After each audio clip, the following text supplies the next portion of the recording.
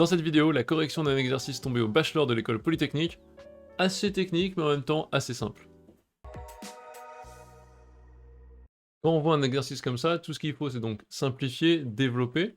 Premier réflexe, c'est super si vous connaissez par cœur la formule de a plus b au cube. A plus b au cube, je vous la rappelle, c'est a cube plus 3a carré b plus 3ab carré plus b cube. Remarque générale, j'ai envie de vous apprendre un truc, en tout cas de vous faire réviser un truc si vous n'êtes pas sûr.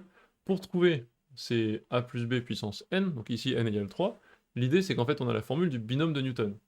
Mais c'est une galère. Je vous la mets ici, c'est somme de k parmi n, a, k, bn-k, donc vous connaissez ça sûrement. C'est pas le plus pratique, surtout si vous êtes à l'oral en train de vous rappeler à peine de la formule. Allez sortir tout ça, recalculer les k parmi n, une galère. Donc il y a deux astuces à combiner pour retrouver ces formules très facilement.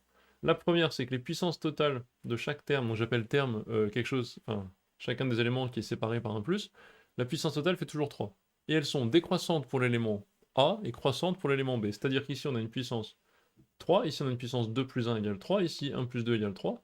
Mais si vous voulez, c'est 3 pour A, puis 2, puis 1, puis 0, alors que pour 0, c'est puissance 0, puissance 1, puissance 2, puissance 3. Donc c'est ce que j'ai résumé ici. On a une puissance totale qui fait n, 3 ici, et qui décroît pour un terme qui monte pour l'autre. Deuxième astuce, c'est se souvenir ensuite du coefficient qu'il y a devant chacun des termes. Le coefficient ici c'est 1, 3, 3, 1. L'astuce c'est d'utiliser le triangle de Pascal. Donc qu'est-ce qu'on fait? On commence par... On met toujours une colonne de 1, c'est-à-dire que pour chaque... Donc là je mets pour n égale 1, pour n égale 2 c'est a plus b au carré, etc., etc. Pour chacun on sait que le premier et le dernier des coefficients sont 1. Ensuite c'est une petite technique de calcul. Pour trouver par exemple le 2 qui est ici, ce qu'il faut faire c'est calculer ça plus ça donne ça. Donc vous savez que là, c'est a plus b puissance 1 égale a plus b, très bien. Ici, a plus b au carré, c'est a carré plus une fois a carré plus 2 fois ab plus une fois b carré. A plus b au cube, c'est la même chose, une fois a cube plus 1 plus 2 donne 3 fois le terme d'après a carré b, plus 2 plus 1, 3, 3 fois le terme d'après ab carré. Et vous retrouvez comme ça les coefficients 1, 3, 3, 1 en utilisant la règle de celui-ci plus celui-ci donne celui d'en bas, celui-ci plus celui-ci donne celui d'en bas. En gros, à chaque fois, vous prenez sur les deux, enfin, comme vous voulez, pour un coefficient donné, vous prenez celui au-dessus plus celui au-dessus à gauche, et vous obtenez, en faisant la somme, le coefficient que vous cherchez.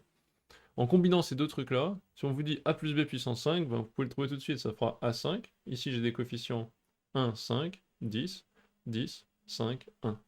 Et je fais 1, 5, 10, 10, 5, 1 pour les coefficients a5, a4 fois b, a3 fois b2, a2 fois b3, etc., etc. Donc voilà, c'était une petite astuce, pour moi l'occasion, l'exercice n'est pas très compliqué, donc c'était l'occasion de faire ce petit rappel.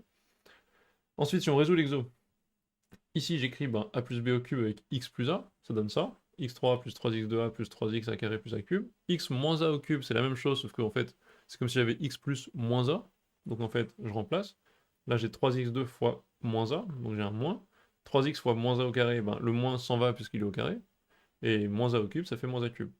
On me demande de faire la différence de ces deux-là. En gros, c'est la différence et ensuite il reste des choses qu'on gérera après. Quand je fais la différence de ces deux-là, ça donne quoi? Ça s'en va.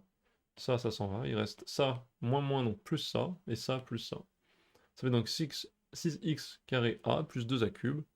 Nous, ce qu'on voulait, c'était la différence des deux termes en cube moins deux termes qui sont exactement ceux-là. Ça veut dire qu'on obtient 0. Voilà, c'était assez court. J'espère que ce petit rappel vous a aidé en gros à... Enfin, en tout cas, vous aidera au cas où vous avez besoin de calculer une puissance n d'une somme. Et voilà, donc posez-moi des questions dans les commentaires s'il y a besoin, et je vous retrouve pour une prochaine vidéo. Bye bye.